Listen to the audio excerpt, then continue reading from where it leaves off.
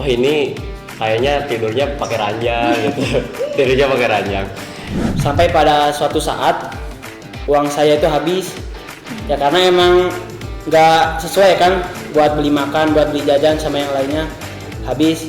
Nah itu benar-benar yang bikin deg-degan, bikin ragu itu ya, saya takutnya banyak blunder lah.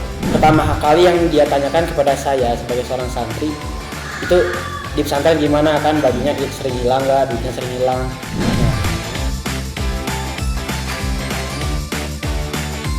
Saya Upa Paja Haji Hadi Akbar. Saya dari PP 34 Cibegol. Kalau saya Muhammad Fauzan Al-Faruq, sama dari PPI 34 Cibegol. Nah, kalau boleh tahu apa sih alasan akang-akang ini masuk ke PPI Cibegol itu? Motivasi itu sebenarnya kan saya itu dari SD ya, SD terus ke sanawiyah, jenjang sanawiyah. Itu sebenarnya dahulu karena Cibegol itu masih ada apa masih ada Ustadz Romli, terus ya terinspirasinya dari sana, awal dari sana, terus mengalami beberapa hal ketika sanawiyah. Nah di situ dibingungkan lagi dengan pilihan antara ke umum lagi, antara dilanjut ke umum atau pesantren lagi. Nah ini yang menjadi motivasi kenapa sih milih pesantren lagi gitu kan, dibandingkan dengan umum. Sebenarnya dari keluarga gitu ya, dari keluarga itu ngebebasin sebenarnya, boleh aja sih sekolah kemana aja, tapi jadi mau ke umum atau lanjut? iya. Nah kalau misalnya ya misal gitu ya, teman-teman sebaya gitu lebih banyak ke umum, diterbangin bebas gitu, tapi saya lebih memilih kayaknya ini pesantren lagi sih, soalnya kepikiran itu ilmu-ilmu pesantren ini bisa jadi buat bekal nanti. Nah ini yang menjadi motivasi bahwa ilmu-ilmu di pesantren itu benar-benar penting, bukan hanya sekedar hanya waktu itu doang, tapi nanti juga kan kita itu punya kesebutnya rumah tangga, atau bahkan kita terjun ke umat gitu kan, terjun ke umat, kita kan perlu bekal, apalagi sekarang kan banyak tantangan zamannya gitu. Kalau saya sebenarnya saya pertama kali ada minat ke pesantren karena melihat adanya degradasi moral, penurunan moral di kalangan remaja, pelajar. Nah, saat itu kan emang diberi kebebasan. Nah, saya takut kalau saya masuk umum nanti saya terbawa ke lingkungan mereka, ikut hal-hal yang nggak benar. Nah, makanya saya cari aman lah ke lingkungan pesantren. Kalau boleh tahu, kan waktu MTS-nya asrama ya? Iya. Nah, pas waktu awalan masuk ke pesantren ini ada rasa takut gak? Atau takut atau itu. rasa ingin pulang, atau kayak nyaman nih, atau kayak gimana?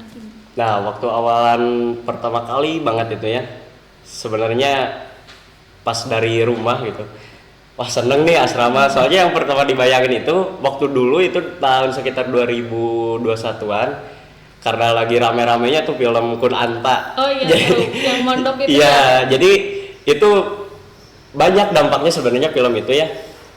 Nah yang jadi bayangan itu rata-rata teman gitu ya, teman sebaya ya, teman seangkatan, wah ini kayaknya tidurnya pakai ranjang gitu. Tidurnya pakai ranjang. Nah sebenarnya dari rumah ke Cibegol itu ya, ke pesantren itu ada rasa senang pas ketika ditinggalin gitu ya, orang tua pergi terus ke asrama. Nah di situ mulai terjadi kayak jujur awalan merasa nyesel sih, kenapa sih nggak di Dugdag aja gitu, nggak pulang pergi aja. Tapi ternyata di situ menjalani hari-hari seperti biasa ya, kesebutnya mah paksakeun lah, jalankeun lah gitu nih, jalanin dulu.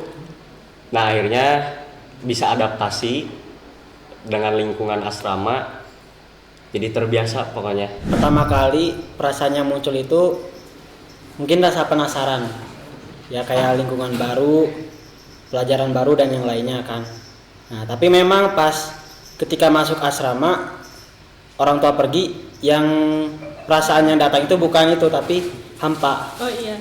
Kayak kita udah nggak bergantung lagi sama orang tua seolah-olah gitu Kan kan. biasanya sehari-hari di rumah Ya, ada orang tua gitu ada orang ya. tua, tiba-tiba ini hilang gitu kemana.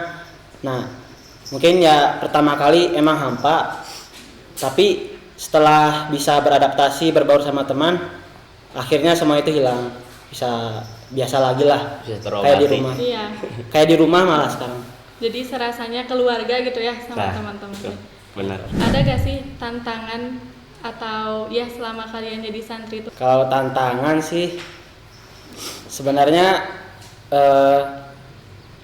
tidak terlalu banyak. Tapi kalau dari kayak pertemanan, pelajaran itu pasti ada. Misal dari pertemanan kita kan belum deket nih sebelumnya. Nah tiba-tiba tidur bareng, kadang makan bareng, kadang apalah segala bareng. Nah yang jadi menantang adalah cara kita membiasakan pola hidup seperti itu. Cara kita membiasakan hidup kita bareng sama seorang yang nggak kita kenal sebelumnya. Apalagi banyak beda-beda karakter gitu ya. Beda-beda karakter apalagi. Terus kalau pelajaran ya emang nggak ada basicnya kan, dari kalau saya mah dari SD-nya. Jadi memang lumayan susah. Tapi akhirnya kesini ya terbiasa. Mungkin ya tantangan dari pertemanan itu ketika sanawiyah banyak ya. Soalnya tuh ego masa kecil lah, ego iya. ketika SD gitu masih ada, ketika sanawiyah itu banyak ya misal pertengkaran gitu. Nah gimana cara menghadapinya waktu dulu itu sebenarnya belum nggak seperti sekarang sih. Jadi ketika ada masalah dulu malah silent treatment, malah diam-diam Beda pemikirannya Iya. mungkin sama kalian. malah silent treatment gitulah. Ya akhirnya dengan beraninya ya, kalau misal waktu dulu gitu ya, dengan beraninya ada yang memulai lah, ada yang memulai dengan ajak ngobrol atau apa. Terus kalau misal pelajaran ya sebenarnya ada basic lah ya. Waktu SD itu kan saya di SDIT Persis juga, terus ke pesantren itu sebenarnya ada kultur shock lah. Jadi Iya, agak pasti ya. agak kaget gitu. Ini pelajaran apa gitu. Yang asing mungkin ya. Nah iya, jadi kalau misal pikir kayak gitu, oh ini pernah diajarin, tapi pas ketika ada pelajaran yang nama-namanya misal seperti paroid gitu ya, paroid, balago, nah itu kan jadi wah naon yeuh gitu, naon yeuh. Nah tapi di situ mulai tantangannya ya, dengan kita menerima dan muncullah rasa penasaran buat apa sih ada pelajaran ini, dan itu yang menjadi semangat untuk belajar lagi itu. Kalau selama jadi santri ini, akang-akang ini pernah nggak sih merasa jenuh atau bosan gitu? Dan bagaimana cara akang-akang ini melewati masa-masa itu? Oh, pernah sih pasti. Nah ini kalau pas saya sanawiyah, karena masih pikirannya kecil kan, nah saya cara melewati rasa bosan itu menganggap bahwa hidup ini cuman game.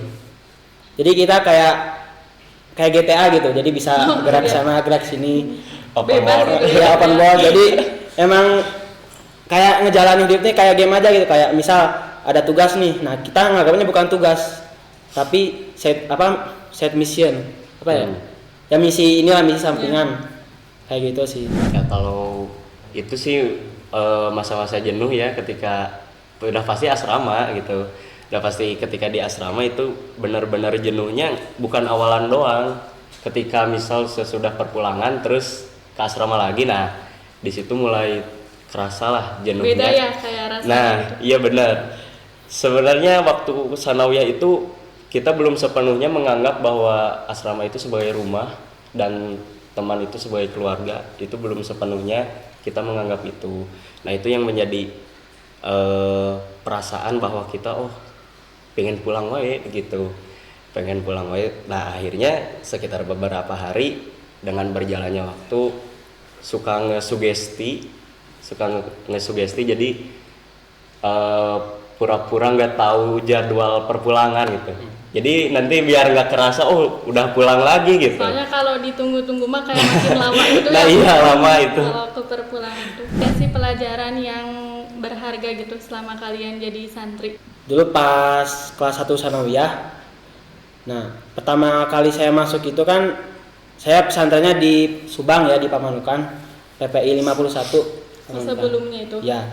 Nah pertama kali saya masuk itu saya kan waktu itu kurang dekat sama orang tua. Nah keadaan pesantren itu urusan makan itu beli sendiri. Oh, waktu pas di Subang Ya. kayak gitu ya. Nah jadi saya pengen ngomong kalau minta uang jajan lebih gitu buat beli makan. Nah saya nggak berani lah, malu lah.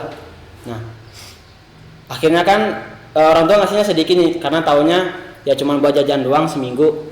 Nah sampai pada suatu saat uang saya itu habis ya karena emang nggak sesuai kan buat beli makan, buat beli jajan sama yang lainnya habis. Nah yang ininya itu teman saya, ada satu teman yang inisiatif ngumpulin uang sama teman-teman yang lain, ngumpulin uang, akhirnya dia ngasih uang itu ke saya. Berarti empatinya gede. Iya gitu. empatinya gede, bener-bener keluarganya tuh kerasa. Padahal itu tuh baru beberapa bulan masuk pertama kali pesantren. Kadang saya masih belum terlalu deket lah sama mereka. Tapi tiba-tiba mereka udah kayak gini nih. Jadi benar-benar kebersamaannya itu kerasa kayak keluarga gitu. Mungkin ini baru-baru ini ya ceritanya teh. Jadi waktu ketika sekitar bulan April Mei itu ada acara LDKS kita itu. Dua mualimin dengan ya kebetulannya kan menjabat di Jamiah gitu ya. Jadi mempanitiain yang jadi pesertanya kelas 1 mualimin. Nah itu sebelumnya ketika saya lihat teman-teman gitu ya, teman-teman taskil ini taskil itu, suka adalah kelihatannya yang oh ini kerjanya benar-benar kayak lalai gitu, terus kayak bodo amat sama proker. Nah itu benar-benar kerasa. Jadi banyak orang ya sebagian orang ngerasa kenapa sih kayak aku teh berjalan sendiri gitu, nggak ada yang ngebantu gini. Ya padahal mah ada temennya Nah, yang cuman iya. kayak kurang bertanggung jawab. Nah iya betul teh.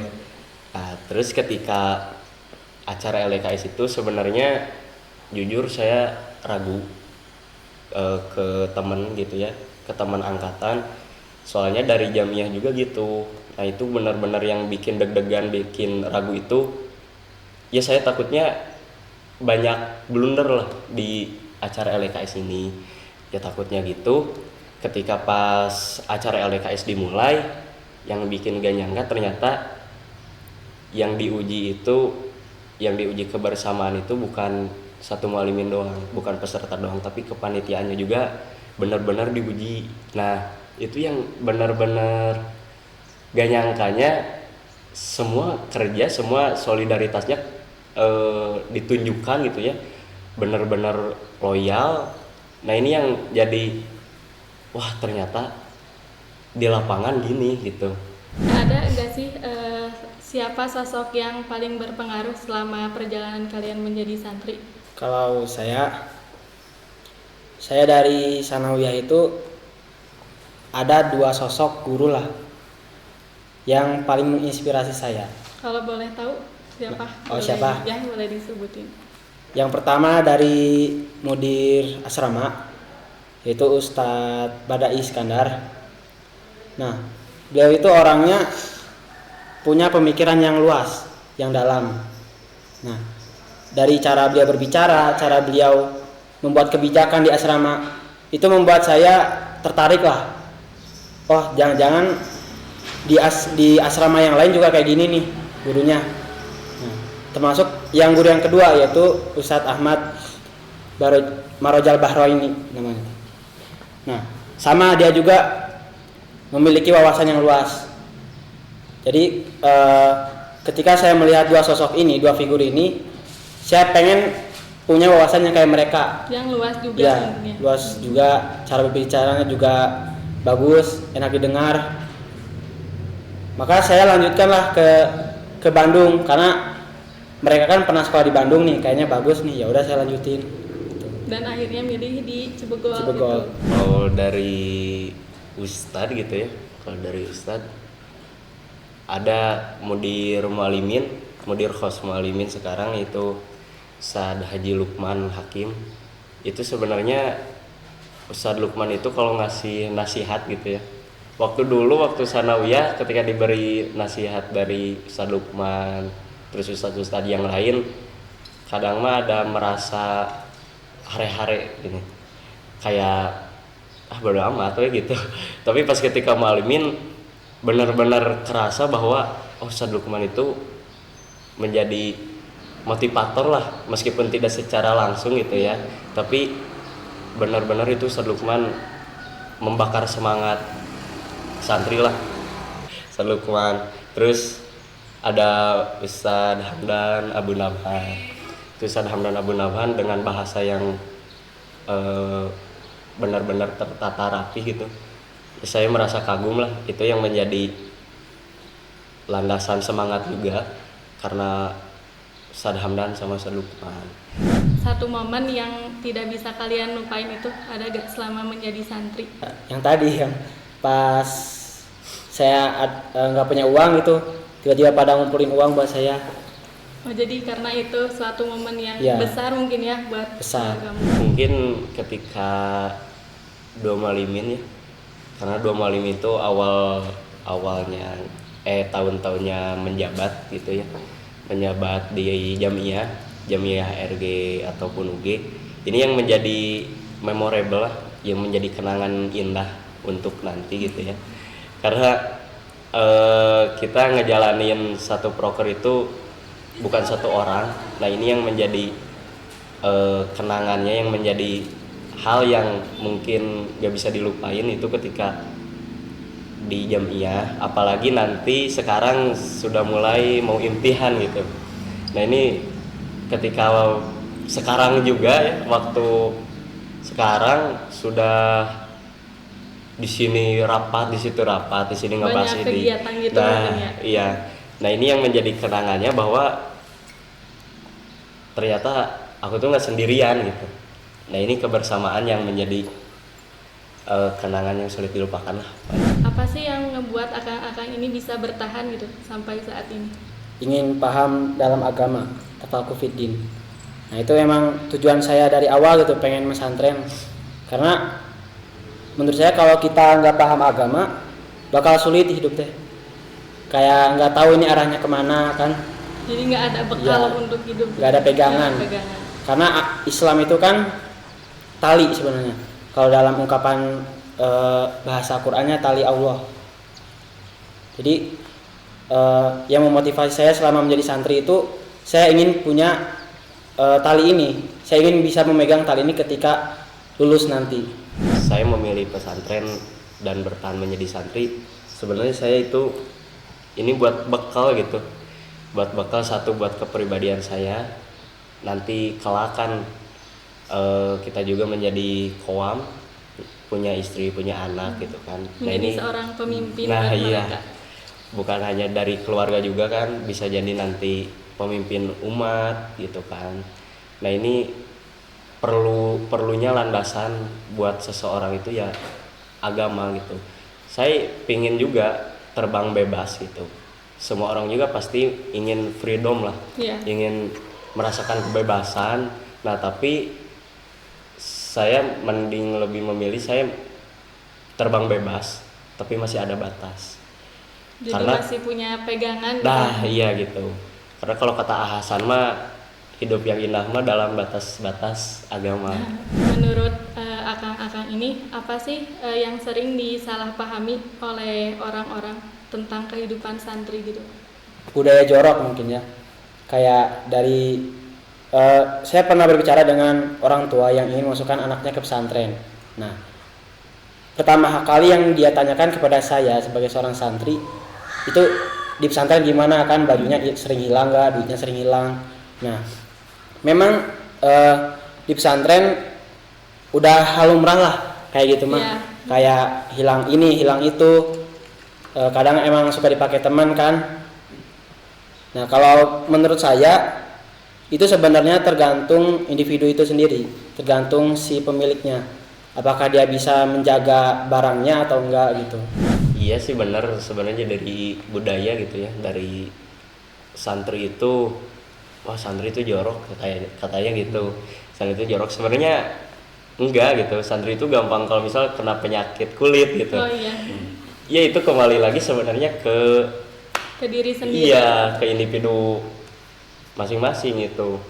Jadi bukan karena kita itu santri gini, bukan karena itu kita itu di asrama bakalan kena penyakit kulit atau misal jorok gitu kan, ya itu keliru lah. Itu keliru, sebenarnya indah sebenarnya di asrama itu. Nggak kerasa gitu ya obrolan kita tadi, seru banget dan banyak juga pengalaman yang bisa diambil dari akang-akang ini.